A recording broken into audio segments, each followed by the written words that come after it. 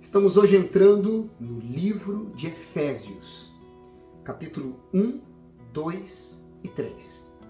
E por que do livro de Atos dos Apóstolos estamos agora entrando neste livro? Você já vai entender. Como sempre, quando iniciamos a meditação de um livro novo, trazemos para você quem escreveu esse livro, quando foi escrito, para quem e por que foi escrito, e por que ler esse livro e o que buscar nele. O apóstolo Paulo quem o escreveu, e agora você vai entender por que nós saímos de Atos, finalizando o livro de Atos, e estamos agora neste livro novo, o livro de Efésios. Durante o encarceramento de Paulo em Roma, aproximadamente entre 60 a 62 depois de Cristo, é que este livro foi escrito. Para incentivar os cristãos de Éfeso, que hoje é a cidade atual é a Turquia, a pensar sobre si mesmos de modo inteiramente novo.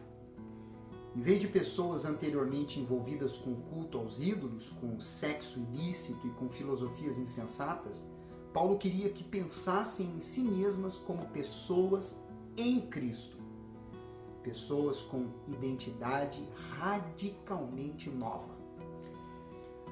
A maior aventura da vida não é um safari exótico, um retumbante sucesso dos negócios ou um relacionamento amoroso com aquela pessoa perfeita. Antes, é descobrir o propósito da vida. Essa carta responde à pergunta que homens e mulheres formulam em todas as épocas: por que estou aqui?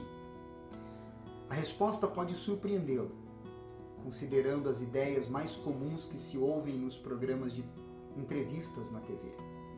Essa resposta relaciona-se à eternidade, a fazer as pazes com Deus e a identificar-se com Cristo.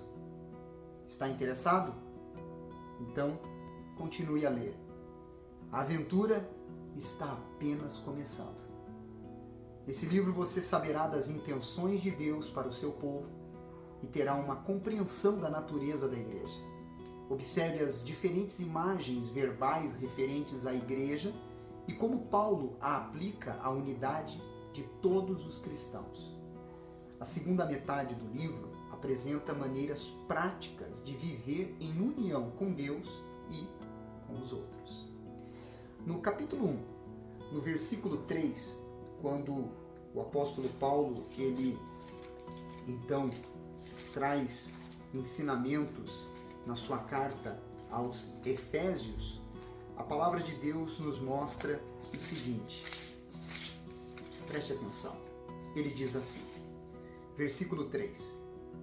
Bendito Deus e Pai do nosso Senhor Jesus Cristo, que nos tem abençoado com toda sorte de bênção espiritual nas regiões celestiais em Cristo. No mundo romano, em que Paulo vivia, a escravidão era comum. Alguns escravos eram adotados pela família que os comprara e recebiam todos os privilégios de filhos. Os cristãos, antes escravos do pecado e da morte, são comprados por meio da morte de Cristo e adotados como filhos de Deus. No versículo 10, ele diz assim: de fazer convergir nele, se referindo a Jesus, na dispensação da plenitude dos tempos, todas as coisas, tanto as do céu como as da terra. Deus, ele planeja um dia pôr todo o universo sob o governo e a autoridade de Jesus Cristo. Antes da chegada desse dia, o programa divino de salvação é uma série de tempos ou períodos que se manifestam gradualmente. Agora vivemos numa época em que ainda existe a oportunidade de aceitar a Cristo. Esses tempos presentes acabarão culminando com o governo completo de Jesus Cristo sobre tudo o que há nos céus e na terra. Tudo irá se convergir ao Senhor Jesus Cristo. No versículo 13, ainda falando sobre o Senhor Jesus Cristo como o autor da nossa redenção, diz assim: em que também vós, depois que ouvistes a palavra da verdade, o evangelho da vossa salvação, tendo nele também crido, fostes selados com o Santo Espírito da promessa. No mundo antigo, o selo era usado para indicar a autenticidade do documento. Quando as mercadorias eram transportadas, o selo identificava o proprietário e protegia esta mercadoria de roubo. No governo, o selo servia de emblema oficial dos representantes daquele estado. Paulo usava a palavra selados como uma metáfora da obra sobre a atuação do Espírito Santo na vida do cristão. É sinal de que somos espiritualmente genuínos, protegidos e autenticados como membros da família régia de Deus.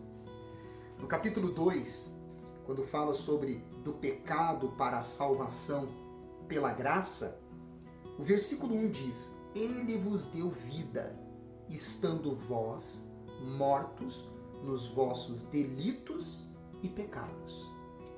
Morte espiritual significa estar separado de Deus. A menos que Deus intervenha, as pessoas sem Deus encaminham-se para a morte eterna. As pessoas podem estar vivas no sentido físico, mas mortas no espírito. Só quando Deus lhe abrir os olhos para a verdade é que elas passam a viver de fato, espiritualmente. No versículo 2 e também no versículo 8 e 9, ainda falando sobre a salvação pela graça, ele diz: nos quais andastes outrora, se referindo que andávamos nos delitos e pecados, segundo o curso deste mundo, segundo o príncipe da potestade do ar, do espírito que agora atua nos filhos da desobediência. Aí no versículo 8 ele diz: porque pela graça sois salvos, mediante a fé.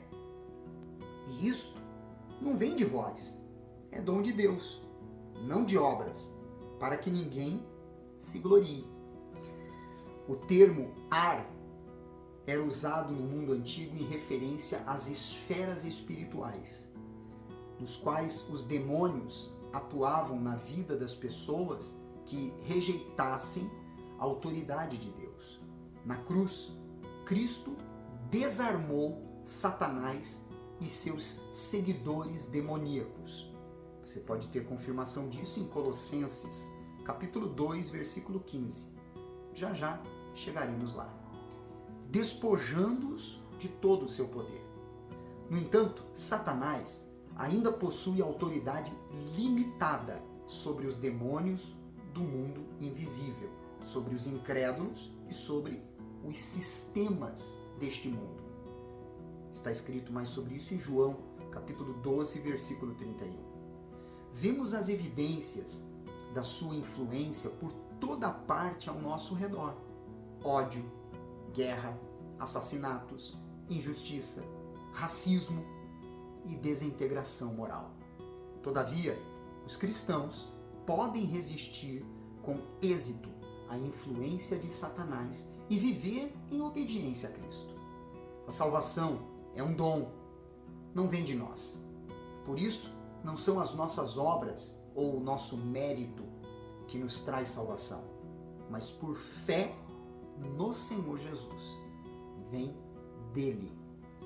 No versículo 14 ao 16, A palavra de Deus, quando fala sobre os gentios e os judeus são unidos pela cruz de Cristo, Paulo diz assim: porque ele é a nossa paz, o qual de ambos fez um, e tendo derribado a parede da separação que estava no meio, a inimizade, aboliu na sua carne a lei dos mandamentos na forma de ordenanças, para que dos dois criasse em si mesmo um novo homem, fazendo a paz, e reconciliasse ambos em um só corpo com Deus, por intermédio da cruz, destruindo por ela a inimizade.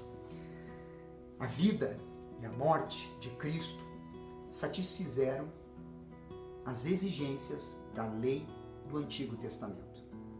Ao mesmo tempo, a sua morte e ressurreição eliminaram a lei como meio de chegar a Deus, substituindo pela salvação, por meio da fé na obra consumada de Cristo.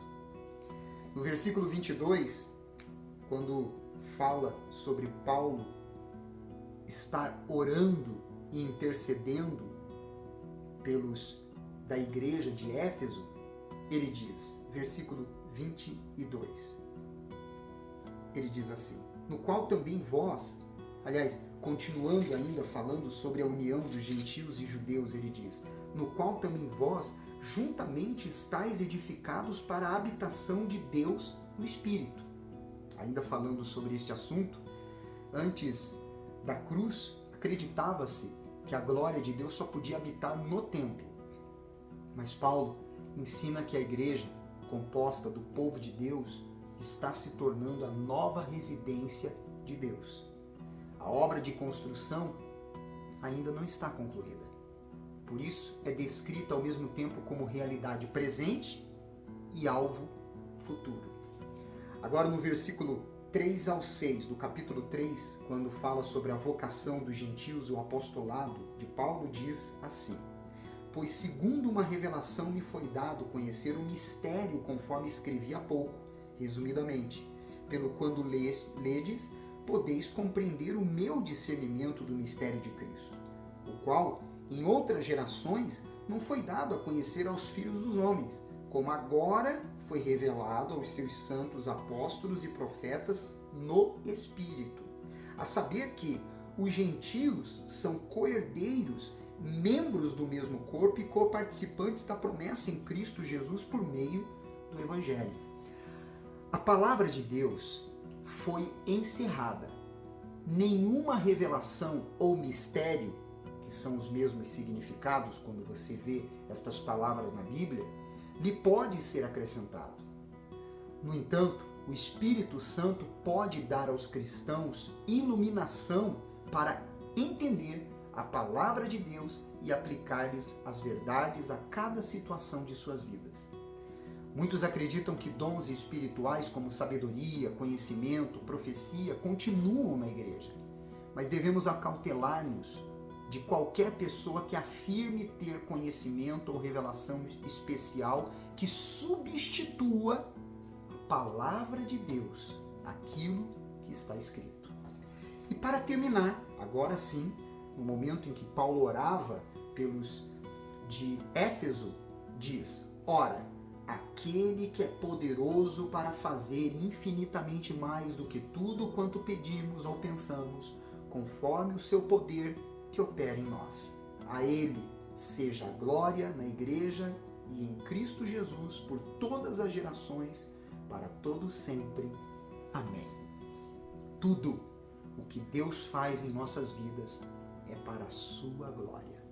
Aquilo que pedirmos a Deus em nossas orações ou que pensamos não alcançam o que Deus fará em nossas vidas mediante a fé, que é o seu poder operando dentro de nós. Amanhã eu volto com mais do livro de Efésios. Não esqueça de compartilhar esse vídeo com o máximo de pessoas possíveis. Que Deus te abençoe. Você é especial para Deus.